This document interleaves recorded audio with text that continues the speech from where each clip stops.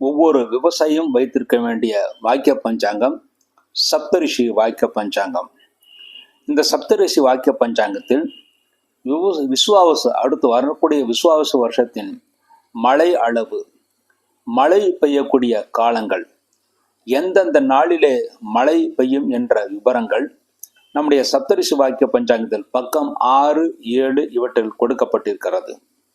மேலும் விவசாயிகள் தங்கள் தேவைக்காக ஏர் உழ வேண்டிய நாட்கள், விதை விதைக்க வேண்டிய நாட்கள், விவசாயத்திற்கு தேவையான மாடுகள் வாங்க வேண்டிய நாட்கள், கீழ்நோக்கு நாட்கள், அதாவது மஞ்சள், கிழங்கு போன்ற பூமிக்கு அடியில் விளையும் பயிர்கள் பயிரிடுவதற்கு ஏற்ற கீழ்நோக்கு நாட்கள், அதன்படி தென்னை, வாழை, பனை போன்ற மரங்கள் பயிரிடுவதற்காக மேல்நோக்கு நாட்கள் பற்றிய விவரங்கள், மேலும் செடிகள், பூமியில் படரும் கொடிகள் பயிரிட சமநோக்கு நாட்கள், இந்த விவரங்கள் எல்லாம் விவசாயிகளுக்காக பிரத்யேகமாக பக்கம் 36 முதல் 39 வரை 4 பக்கங்கள் இதற்காகவே தனியாக ஒதுக்கப்பட்டிருக்கிறது.